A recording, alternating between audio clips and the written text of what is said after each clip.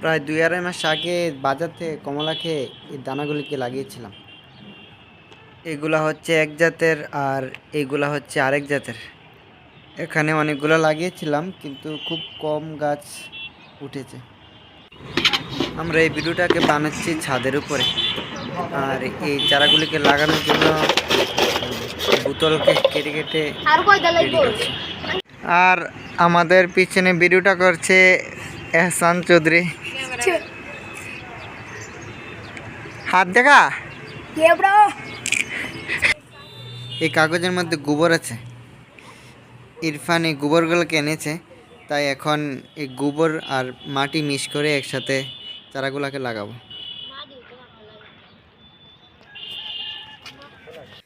আমরা প্রায় 5-7টা বোতলের মধ্যে মাটি ভর্তি করে নিয়েছি।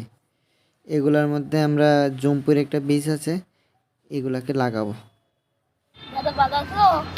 আর এখানে দেখতে পাচ্ছেন এই চারাগুলা সবগুলো শিকড় একসাথে বেঁধে গেছে। এগুলোকে খুলতে খুব কষ্ট হচ্ছে। এই শিকড়টি দেখা,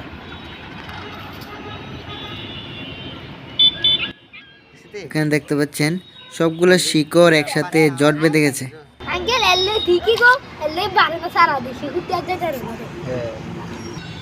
এই দেখ কেমনে সব দিয়ে গেছে, দেখ সব দিয়ে একলে জোর বাঁধে গেছে। এলে তো বেশি বড় হইতে পারে না, সবটি জোর বাঁধলে জট বেঁধে গেছে। এটা সিঁড়ি যায় জল বাঁধলে সবটি লগে। হ্যাঁ চারার শিকড় থেকে মাটিগুলা ধুয়ে দিচ্ছি।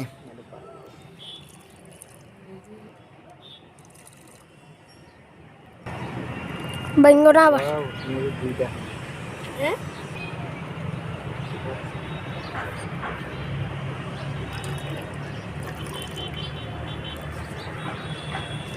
বিসমিল্লাহ। অনেক শখের গাছ। আল্লাহ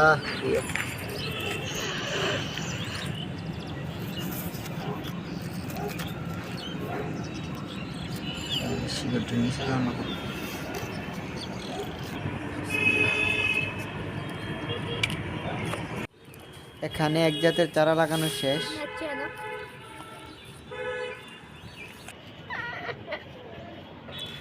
এখন এগুলাকে লাগাবো। এই ভ্যারাইটিটার নাম জানি না। তারপরে এদিকে না কোথাও মাটি আছে।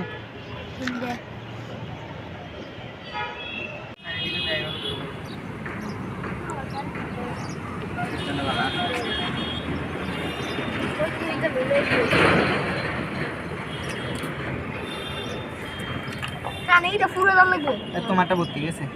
আমাদের দুনো ভ্যারাইটির কমলা লাগানো শেষ। এখানে পানি টানিও দিয়ে দিয়েছি।